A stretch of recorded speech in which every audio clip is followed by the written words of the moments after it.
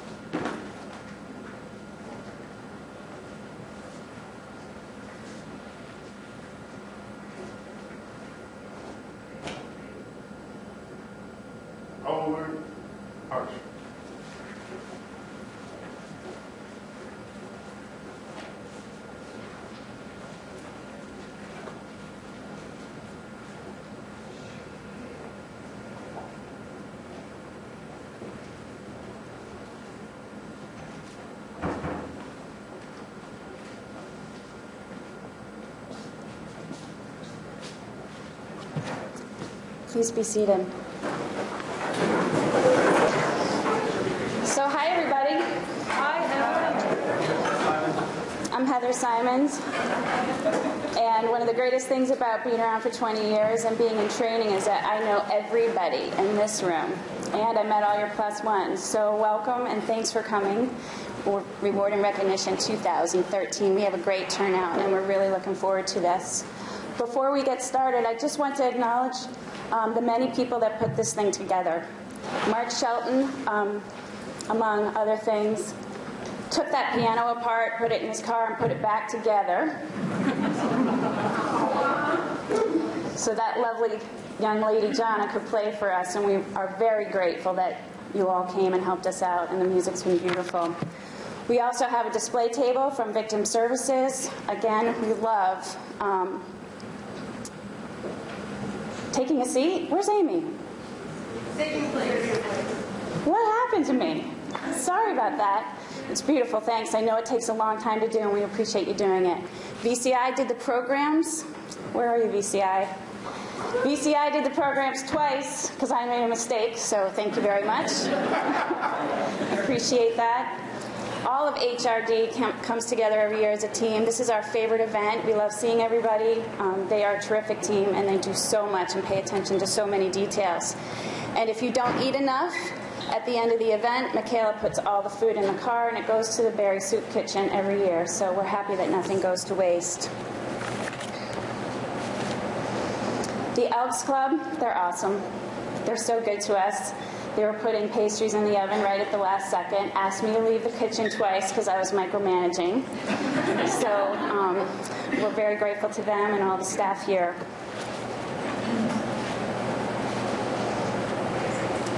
These events don't happen without the support of the leadership. They can't. And there's never enough time to do everything. What I really like about today is that people are getting acknowledged for the great work and the skills that you have, the dedication that you've shown. And we're also so grateful to the managers who take the time to notice the great work, to put in the nominations, and to remember what all the staff are doing. Those nominations don't come in without you, and the award recipients tell us every year that they're very grateful. We never have enough training. We never have enough resources, and we never have enough time. But the staff in this department, in spite of all that, are highly skilled, very professional, totally dedicated folks. And today is a day to recognize all of that work that people do.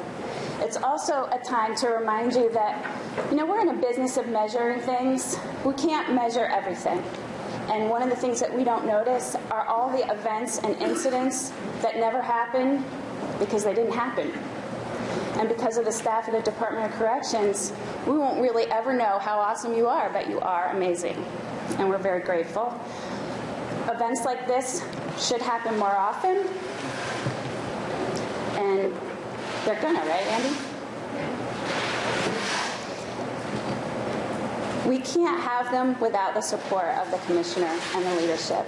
And we have this day every year because Commissioner Polito and Deputy Commissioner Menard and Finance Director Sarah Clark get together and say it must happen, and we get the money, and we spend a little more every year, just a tiny bit.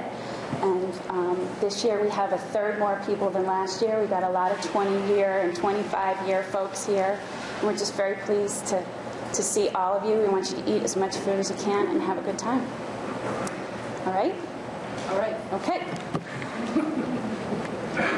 I'd like to introduce the Commissioner for the proclamation. Thanks, Andy. Where is it? Here.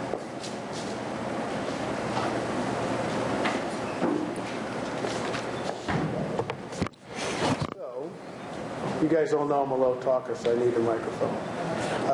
Let's start out by recognizing Heather, who puts a lot of work into this, and I self-report I'm a very difficult person to work for. I make no apologies. I just simply recognize it, Lisa. I make no apologies. It's a serious business, and it extends to all things that we do, including this day. I feel very passionately about recognizing the hard work that you guys do, not just in an email that you got from me on Tuesday or making a note in the governor's report, but actually recognizing you guys and doing something that's, I think, appropriate for the hard work that you do every day. Can you hear me? Can you hear me, Jim? Try that a little closer. So I am very rigid with Heather about putting this day together and making it nice and making it kind of fun and not dry and boring. And we have enough of that in our day-to-day lives. And so I want to recognize Heather and her group for all that they do. I think it's a good thing that we do here every day, but it wouldn't every year, but it wouldn't happen if Heather wasn't here.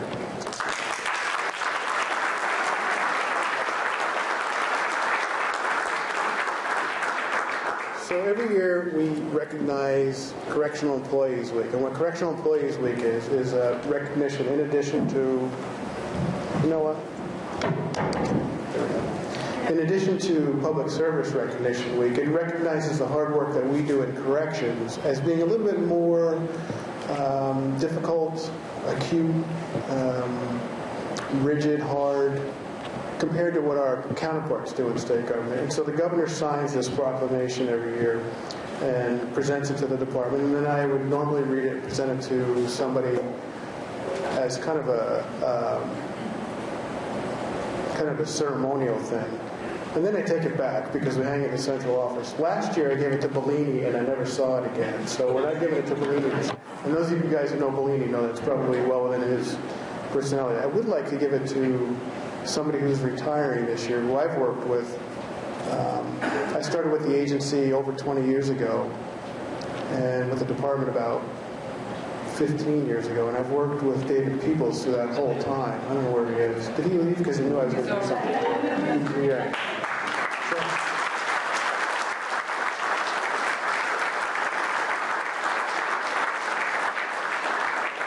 So David and I have endured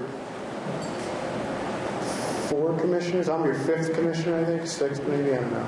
And David's always really polite. He certainly saves his comments, at least when I'm not around anyway. So what I'd like to do is present this proclamation to David. I want to read a little bit of it. And then I was going to ask David to say a few words. David's retiring in a few weeks after almost 30 years with the Department of Corrections, which is a milestone in this business. Anybody who makes 30 years, anybody who makes 20 years, frankly, has done some great work. But so what this proclamation says is basically Vermont's dedicated correctional employees are essential to our judicial system, possess the intuitive sense to, I don't have my reading glasses, so I'm kind of going with what I think I see.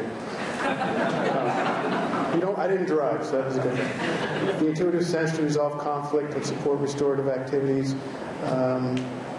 and that the state is pleased to celebrate this week, May 5th to 11th, as Correctional Employees Week. And so,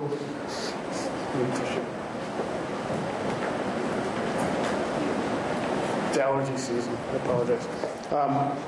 And so this proclamation, we've kind of collected these over the years, and we hang them in the central office. But I think it's good to remind the executive branch the work that we do every day. This is my 3rd governor, and every governor possesses pros and cons. They all they're human. And so when the governor spoke at Public Service Recognition Week on Monday, he drew special attention to the Department of Corrections, which is really important because we do work that's much more difficult than anybody else. And I think we deserve a proclamation. You deserve a proclamation by the governor that says the work you do is really important. I think it's important that he does that, and I think it's great.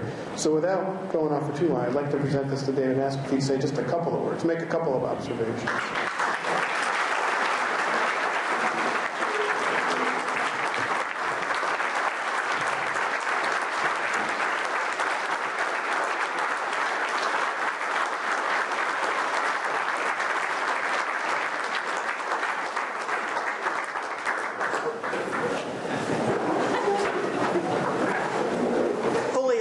Set up,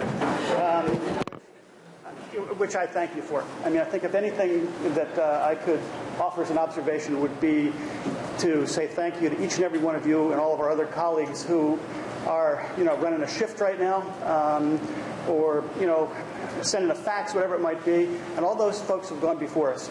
I mean, as I look around the room, I have wonderful stories and memories with a number of people here. Unfortunately, in this circumstance, I really can't reveal too many of those.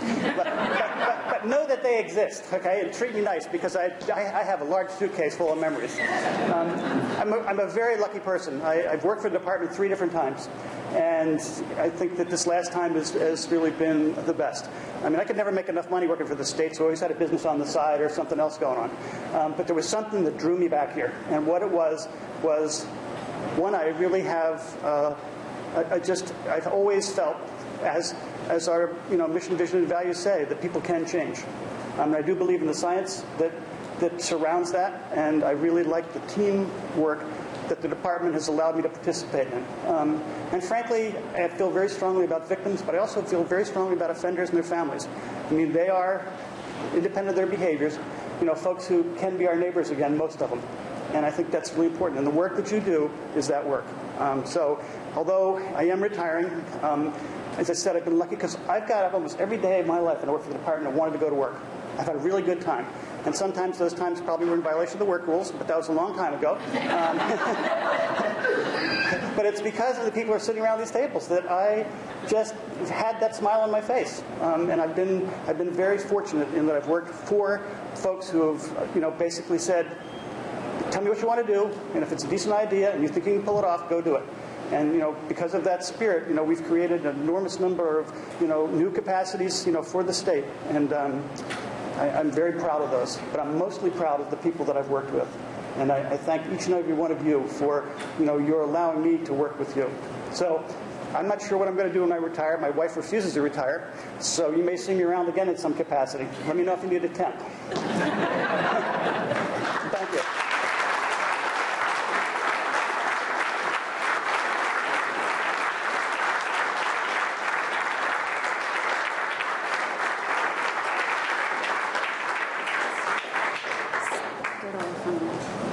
So I didn't bring my agenda. I couldn't read it anyway, so it doesn't matter. But so without too much more pause, I'll introduce Lisa. We're going to get into the awards. You can say a few words. We're going to get into the awards.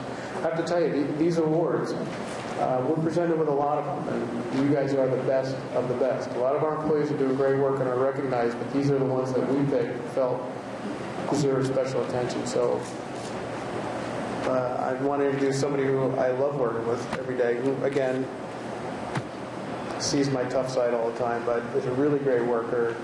And Lisa and I are about to close out our 5th year of running the department. So we're starting to get to know each other probably at this point. But, so without too much more, Lisa, come on. Thank you.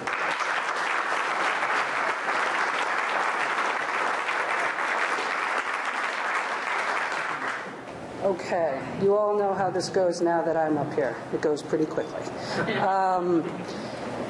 I am going to, just to give you a general idea of what's about to happen, I'm going to read the title of the award, give the name of the person. I would like that person then, with some great haste, to come up here, but you really don't have to run. You don't have to run, but don't wait, please, until I read your entire thing that someone sent in, okay?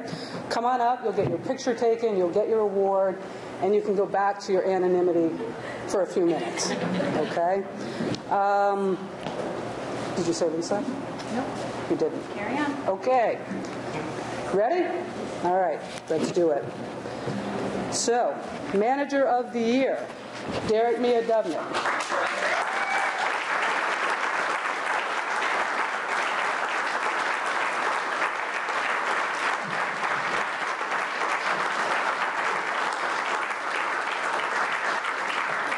Derek exemplifies the mission, vision, and values of the department. His dedication to restorative justice and the importance of victim engagement, community involvement, and evidence-based practices are model behaviors. As a department, we have gained national and international recognition for our efforts in community justice and most recently for our groundbreaking work in developing circles of support and accountability as a methodology to have there be no more victims, safer communities, and more successful offenders. Bringing together all impacted parties and engaging them in a solution is a hallmark of Derek's work, whether it is in managing volunteers, working with his state and community colleagues, or helping victims and offenders find what they need. Derek's drive and commitment to excellence in his work is an inspiration. We thank him for his dedication.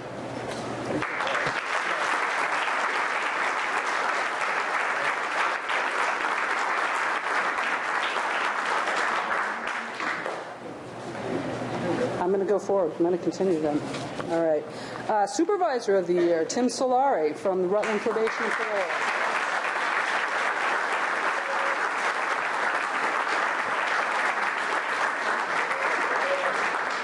Tim is the office supervisor who has responsibility for the furlough program, which includes conditional reentry furlough, reintegration furlough, home confinement, and also home detention. Surely there's a few more you could have gotten on there, Keith. Tim has primary supervision of 7 community correctional officers. As such, he's responsible for their performance management and all necessary training, which will ensure their adherence to department directives and policies. At present, there are 172 offenders under community furlough supervision in Rutland. Rutland P&P has the responsibility for an additional county, which has dramatically increased the challenges Tim faces each day for staffing and offender supervision. The large geographic area we're now responsible for greatly adds to that challenge. This past year, Tim has done an outstanding job of supervising the community work crew leaders and managing our state and local community contracts. Our monthly revenues grew to an all-time high this year and increased by nearly $40,000. Your supervision of the work crew leaders ensures that our contracts are routinely renewed and our reputation of the DOC is very positive. Tim manages the furlough sanctioning process with fairness and outstanding judgment and consistently maintains compliance with directives. Tim does an outstanding job of ensuring that evaluations of your team are timely and presented personally to the employees. Tim is an objective and fair. He has received back-to-back outstanding performance evaluations. His value to the Rutland office cannot be easily measured. He is the preeminent role model for staff.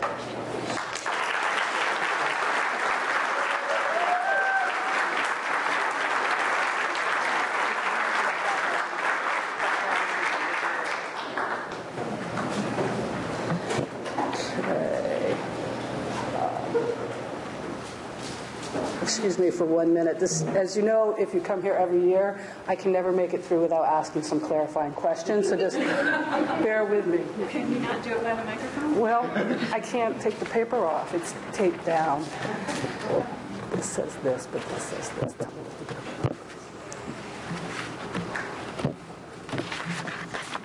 So we should do the piano. Mark, can you come closer?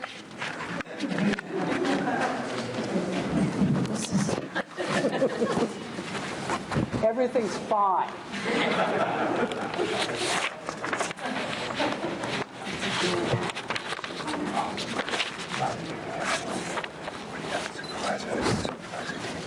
Just cross off team to supervisor. Not here.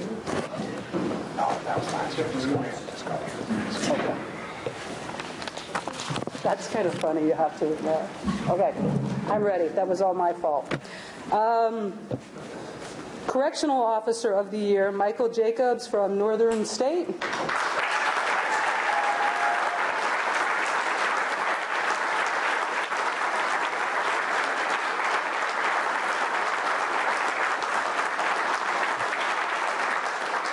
Professionalism is a word that is liberally used to describe the actions and behaviors of employees. Michael Jacobs, however, truly embodies all the descriptors of a professional correctional officer who conducts himself in just such a manner. Michael is the welcoming face at Northern State Correctional Facility.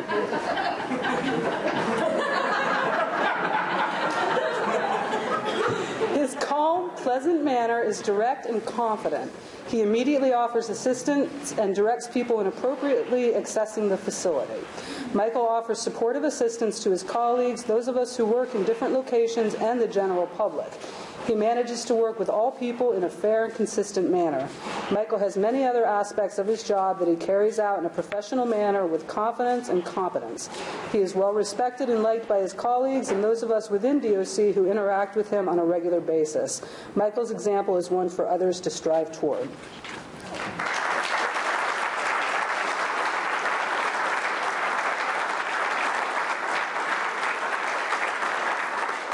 CSS of the Year, Leslie Briere from Rutland.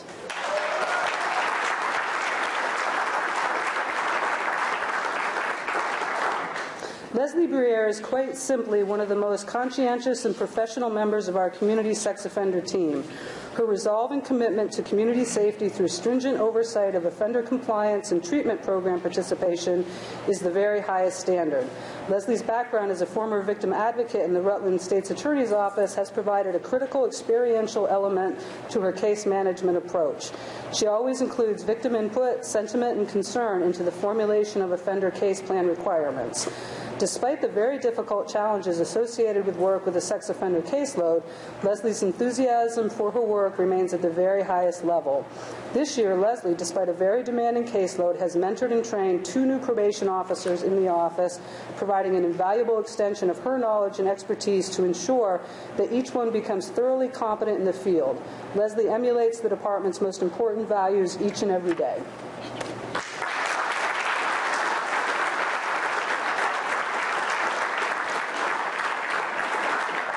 Also, CSS of the Year, Melissa Barton from Brattleboro.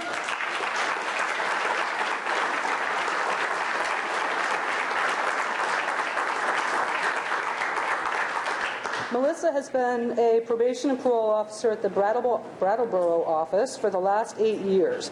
She demonstrates commitment to the department as well as the individuals she supervises. She is an outstanding employee who strives to achieve excellence beyond department expectations.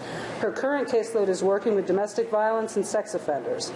She is a valued member of both treatment teams. She's a team player and will help out wherever she is needed. She understands and embraces the process of change as well as the commitment it takes to make a difference. One of her many strengths is her ability to work collaboratively with other organizations to reach a common goal.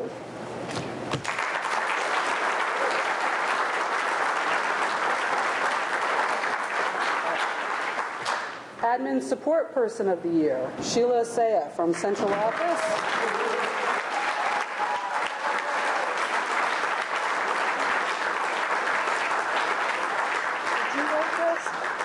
Did you write this?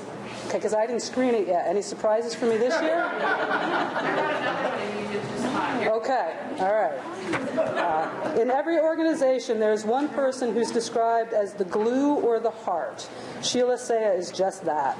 She is the glue in the heart that holds the Community High School Vermont together. Her management abilities border on magical in that she can manage a huge student database, 75-plus teachers and corrections education staff, personnel records, course descriptions, credit and transcript requests, and still have time to function as the executive secretary for the state of Community High School. There is no job too big or little that she cannot mastermind. On the day-to-day basis, Sheila has to interact with numerous groups from the executive staff of DOC to legislators to students, vendors, to the general public. Regardless of the pressures or annoyances, Sheila handles each situation with grace and professionalism.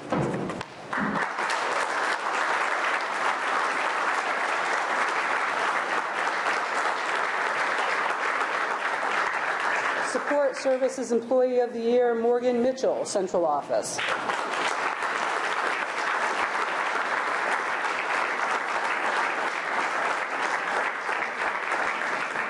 Morgan Morgan took over the position of Terminal Access Coordinator for DOC a little over a year ago. She has mastered this position and expanded the relationship with external partners such as the St. Johnsbury Police Department and many different states and jurisdictions where offenders need to be extradited from. She has worked diligently to ensure the DOC is in compliance with federal laws and regulations in regard to the use of the National Criminal Information Center. Morgan is not just the point person for interstate agreement on detainers, she has also volunteered to write a directive for the better management of this process.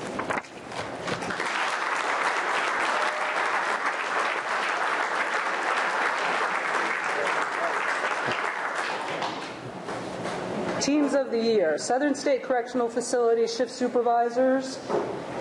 First.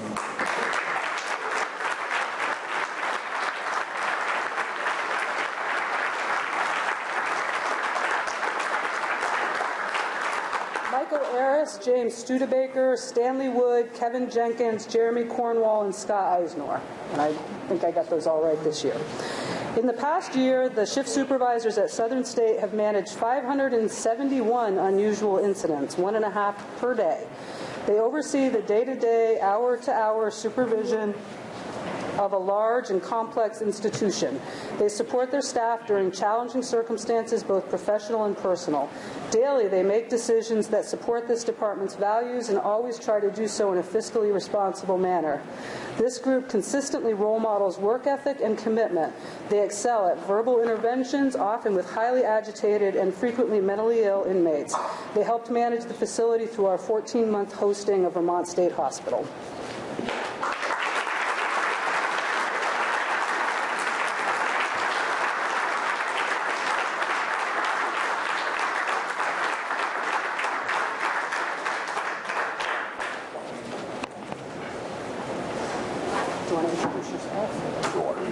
Take it, man.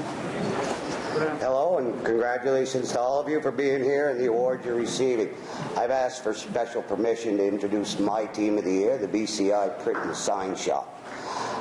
My name is Mark Duquette. I'm the sales coordinator for the Print and Sign Shop. And a team is not just made up of 4 or 5 people. It goes far deeper than that.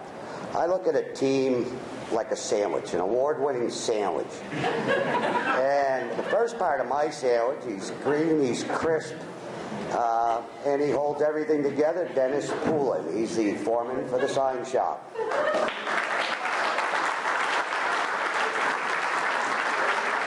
next part of this award-winning sandwich is round, plump, and juicy, and he's the tomato to our sandwich, John Trenholm.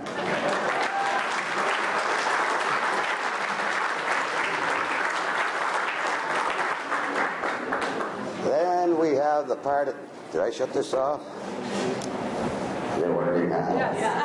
Then we have the part of the sandwich that's crisp, makes you aware he's there, and delivers the goods. Ryan Fletcher, our onion. Also known as Then we have the meat of the sandwich. The man that makes the flavor and keeps us going, keeps us rolling. I'd like to introduce you to Howard Duso. And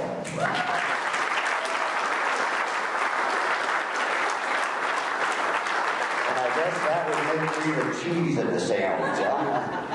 I'm the part that when you get an upset stomach, I keep you from running to the bathroom and getting rid of us. I'm Mark Duquette. But if you notice, this sandwich isn't really complete. These are the names you see on the paper, but the sandwich is not yet finished. The condiments don't happen to be here today, but I do want to recognize. We have a very smooth, delicate individual that helps it to go down. And the gentleman's name is Matt D'Agostino. He helps us with all our efforts, and without Matt, we would not be here today. The other condiment in our sandwich is spicy, hot, and keeps us in line. And that would be Susan Carmenette. She's a very important part of this team, and without her, this sandwich would be receiving an award. But yet, when you look at this sandwich, we're still missing something, aren't we? The bread. Well, on the bottom of our sandwich, we have something sweet, a little nutty, but yet firm. our banana bread, Jerry Sharp. On the top, and the last piece of this award-winning sandwich, comes somebody who covers us, keeps us together, and keeps the bugs off our back. Very beautiful and delicate to the touch, but if you get too much of it, you might find it a little tough and bitter. Well, we have that.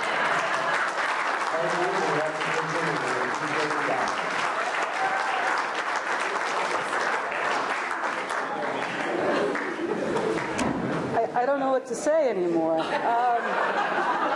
I'll say not any of that's on this card. But I will say it's important to note these folks are also the recipient of the Governor's Award at the statewide. Thank you.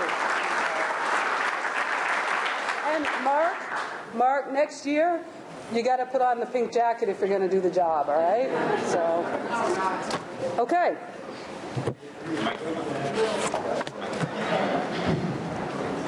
Is it on? Is it on? Is it on? Did you hear her? No. Thank you. It's on. Talk into the end. Okay. Next, we have Mark. Community Service Award.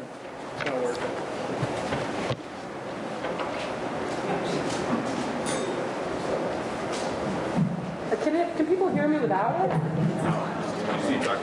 I think it works just fine, right? Yeah. So just put your mouth right next to it. Okay, can you hear me now? Yeah. Come on. Okay, if you can hear me, just pass it back. Okay? Community Service Award.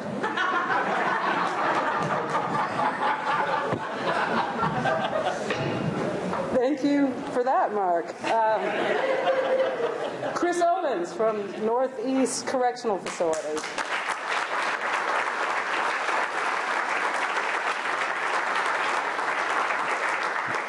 Chris has been an outstanding representative for the Caledonia Work Camp for the past 20 years. Chris started his career with corrections as a temporary CO at the old Cherry Street Jail, and he's the last staff person of that facility to still be employed with Vermont DOC some 41 years later. Chris's personnel file is full of training certificates, excellent evaluations, and letters of commendation from community groups and organizations. Chris has served the communities from the Canadian borders to Fairleigh and west to Waterbury, Montpelier, and Hardwick. The town of Newbury even wanted to adopt him at one point. He has been instrumental in restoring old buildings such as the Linden Center District 6 Schoolhouse, the community building in West Fairleigh, and the West Newbury Hall. Chris and his work crew supervisors and inmates have built new salt sheds for local towns, built an addition in Newbury's Cutler Library, a new rescue services building for Barnett, even a new humane society. Some jobs are small, like cutting grass at the Green Mountain Cemetery, Caledonia Fairgrounds, or the rest areas on I-91. But no matter the size, Chris ensured that each one was completed with a level of professionalism second to none. Chris will be retiring in June, and his dedication to not only the department, but also the communities he has worked with over the years will be greatly missed.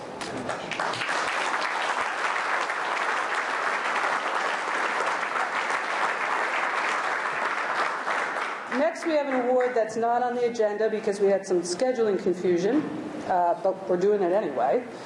And it is a Good Samaritan Award. We often do awards that are about the work we do inside the facility. This one is for somebody who did something fairly extraordinary outside the facility, and much like Superman, stopped at the end and said, "And I'm from corrections." So we wanted to recognize that. And that is Jeannie Jean from the out-of-state unit.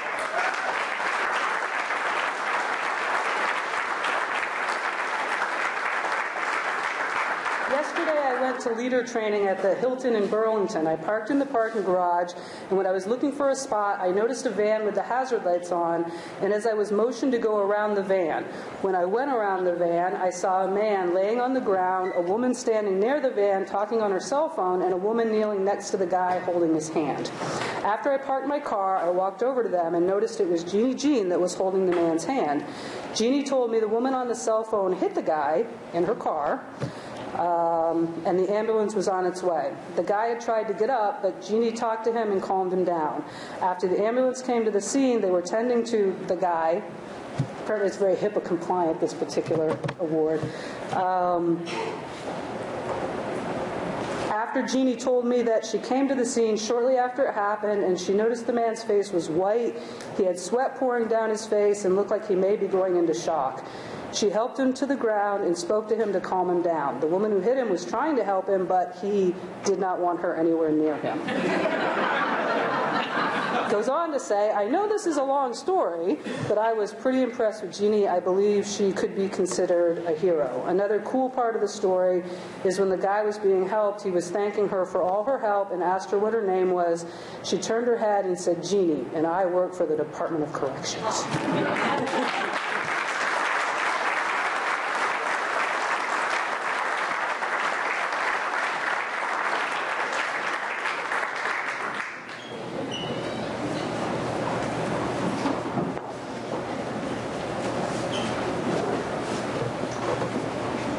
I just lost my place. I'm at the right place.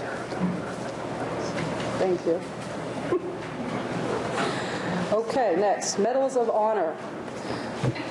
Michael Aris, Kenneth Cooper, George Neathawk, Michael Simons, Michael Peterson, all from Southern State Correctional Facility.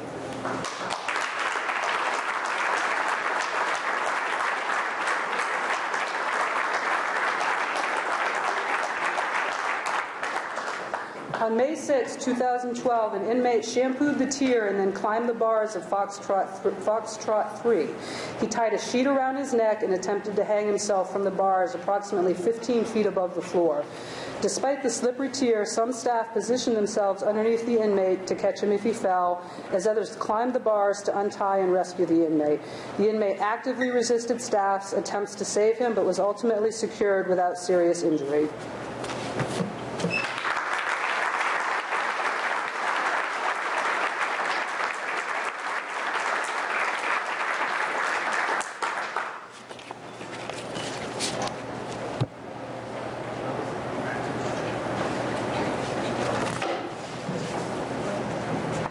Medal of Honor, Scott Eisnor, Lorenzo Van Horn, Daniel Fitzgerald, Matthew Damaris from Southern State.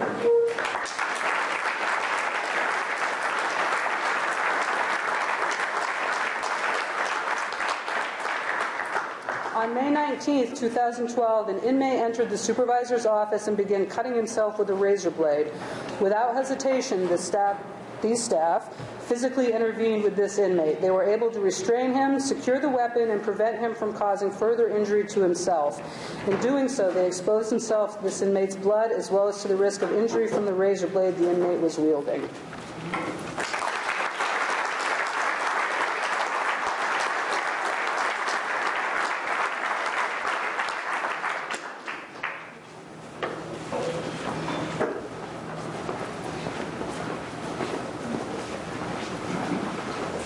Preservation of Life, Christopher Phillips and Craig Saberin from Southern State. Who's at work today, by the way?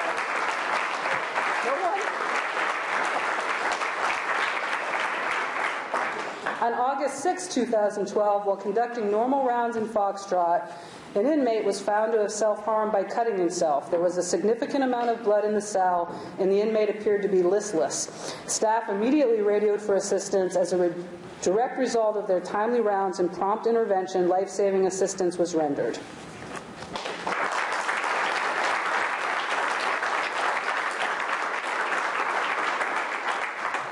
Preservation of Life, Kevin Hoisington, Southern State.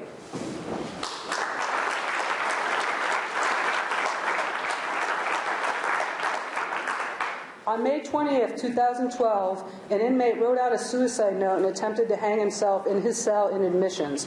CO1 Hoisington was conducting his normal rounds. He found the inmate.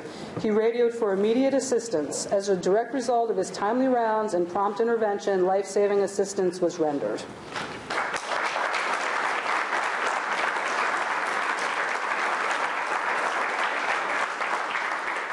Preservation of Life, Richard Bilodeau and Donald Nelson from Northern State.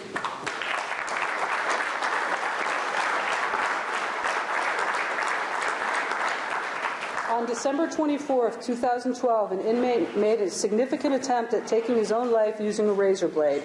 The officer working the unit, CO1 Nelson, where the suicide attempt was made, was conducting observations of inmates in this unit more frequently than required, and because of this deliberate action, he discovered the inmate's self-harm very quickly. This allowed the staff to take life-saving actions that resulted in a successful outcome. Supervisor Bilodeau's staff demonstrated professionalism, expertise, and dedication in their actions. The inmate is doing much better now with the support of DOC staff and has not had a repeat self-harming event since that night.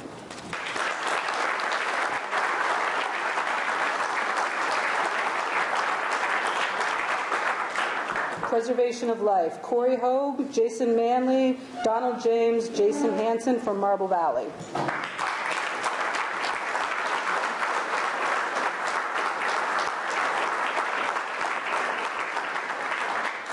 On February 17, 2013, Supervisor Hogue responded to a cell because an inmate was found unresponsive in his cell with labored breathing. He had previously been given a dinner tray. During processing, the inmate had told CO2 James that he had ingested approximately 6 Valium that day. CO2 Manley found the inmate to have a mouthful of cake. Manley opened the inmate's jaw so that the RN could remove the food. The inmate remained unresponsive. Several attempts were made to obtain a response from the inmate. The inmate's breathing remained shallow and he was administered oxygen. The quick response and efforts of these officers kept this inmate alive, who was later admitted to the hospital and treated for an apparent overdose.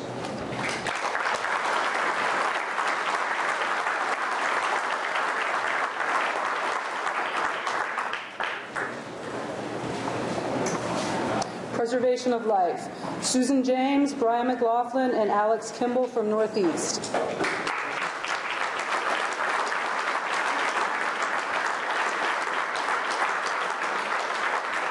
On June 3rd, 2012, at 10:33 was called from the Alpha unit. Responding staff were directed to the top-tier bathroom where they found CO Alex Kimball supporting an inmate, a 6-foot-tall, 220-pound male in a bear hug. Kimball had found the inmate in an unresponsive state as a result of him securing a shoelace around his neck and hanging himself from a bathroom stall. Supervisor McLaughlin utilized a cut-down tool to free the inmate and assist in lowering him to the floor, where the remainder of the shoelace was removed from his neck, and CO2 Susan James began conducting life-saving measures. The inmate was unresponsive and bleeding from the mouth, but found to have a pulse. Medical staff responded and an ambulance was called. Responding EMTs continued with life-saving measures and inserted a breathing tooth in the airway. The inmate was ultimately airlifted to Dartmouth for treatment, where he recovered from his injuries. It is quite evident that the response and actions of these staff, in conjunction with other support staff, surely saved the life of this inmate.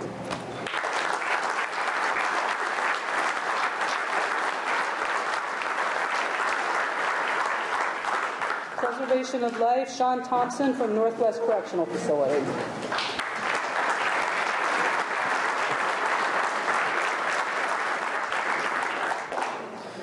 On December 3rd, 2012, at approximately 6:30 CO1 a.m., CO1 Shawn Thompson, while supervising the dining hall, observed an inmate turning red in the face and unable to breathe.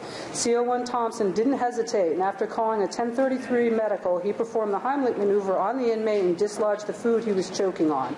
CO1 Thompson showed outstanding observation skills and remained calm and collected in a stressful situation. He used his knowledge and training to quickly take control of the situation and save this inmate's life.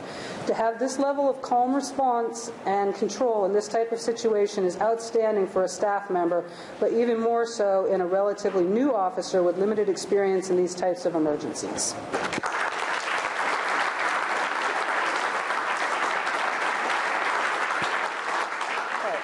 We are going to move into the anniversary awards. I'm just going to keep reading. I'm going to give the year. Just read your names. Come on up. Yes? I'm ready. You're ready. We're not ready. I am going to say, for example, 20 years. And then I'm just going to start reading names. And you just be ready. Group photo over there. And then we'll do a group photo over there. Okay? So, without further ado, 20 years. Kyle Beckwith, Dennis Briere. No, that's not right. Because we got to get these out. Like, do we do one at a time? Okay. Is Kyle here? No. Just keep reading. Okay. All right, it's good. Okay. Dennis Briere, Matt Berlew, Michael Carlisle, Ross Farnsworth, Robert Carroll, Joey Holmes, Richard Kearney, Mark Losby, Shawn McEwen, Mary Shernock, Heather Simons, Corey Stone, Steve Wakefield, and Steve Walker.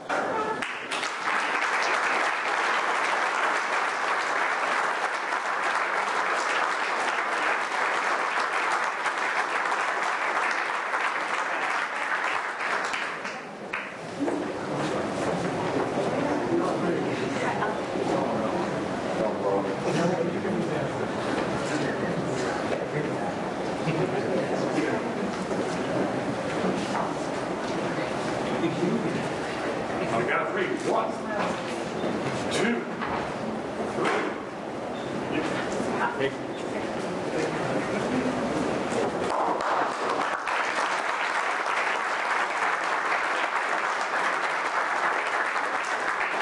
If you're not going back to your seat with your certificate, we know where you are. We will find you. We will give it to you.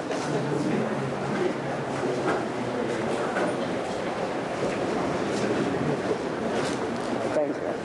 25 years. Michael Bior, Deborah Blackwood, Thomas Dunn, Robert Gordon, Greg Hale, Douglas Hayden.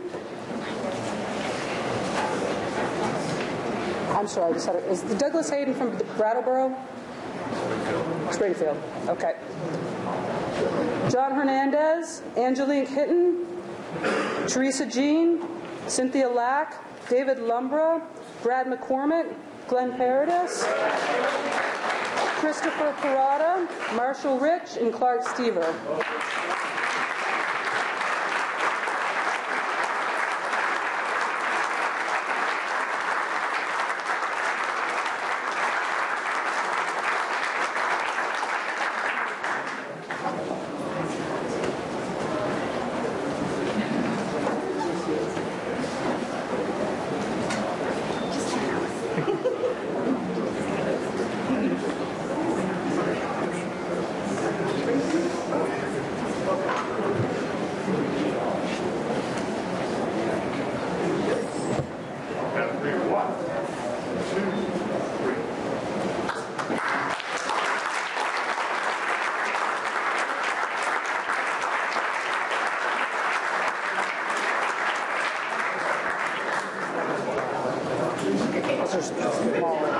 Okay.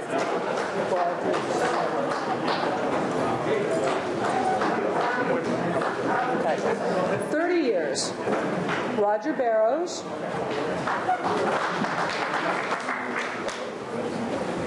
Can I go? David Bewley.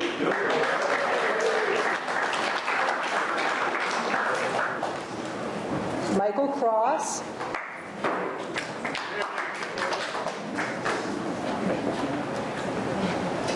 Ken Damaris, who's not here. So I'm just going to keep going. He retired. William Gilding. Charles Hatton. I didn't think you were still around, John. Paul Heath.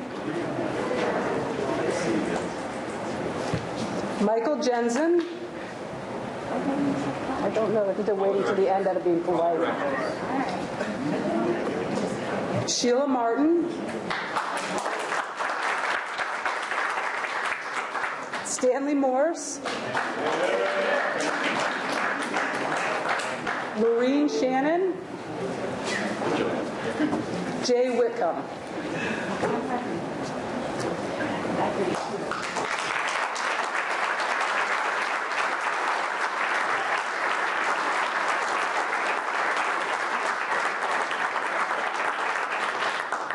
For the next group, which I'm not going to do yet, I'm just giving you some tips.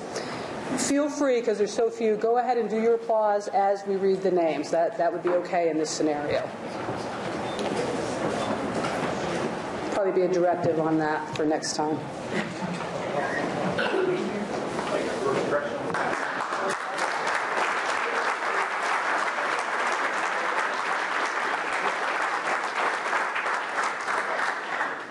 35 years. Karen Rhodes.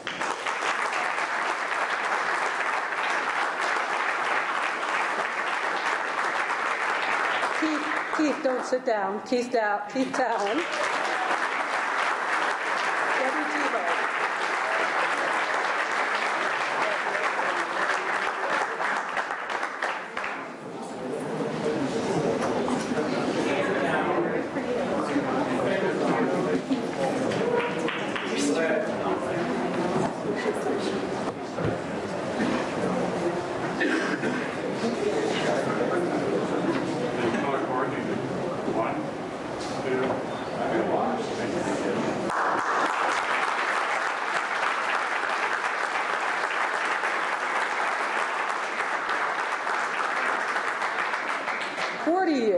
Chris Barrows.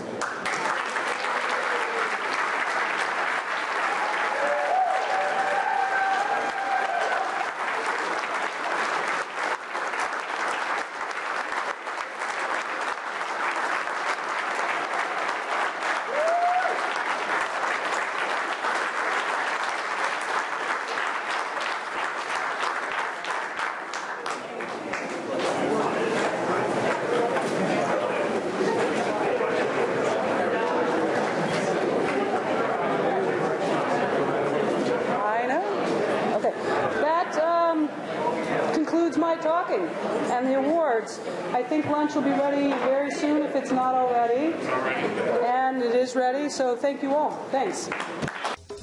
Oh, the shark, babe, has such teeth, dear, and he shows them pearly white. Just a jackknife has old my Keith, babe, and he keeps it out of sight. You know when that shark bites with his teeth, babe, scarlet billows start to spread. But fancy gloves, though, wears old McKeith, babe. So there's never a trace of red. Now on a sidewalk on Sunday morning lies a body just oozing life, and someone sneaking round the corner. Could that someone be Mac the Knife? Well, there's a tugboat down by the river where a cement bag just drooping on down. Oh, that cement is just there for weight, dear. 5 will get you 10. Old Mackie is back in town. Now hear about Willie Miller.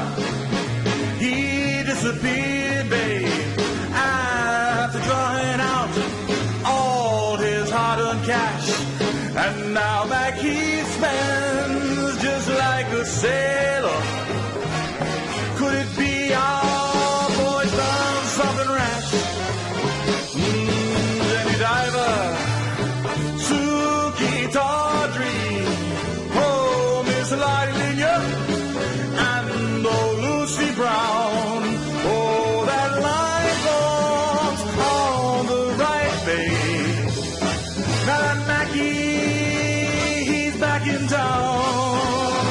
Oh, Jenny Diver, Suki Tawdry, look out for Miss Lottie Linier, and old Lucy Brown. Oh, that line forms on the right, babe.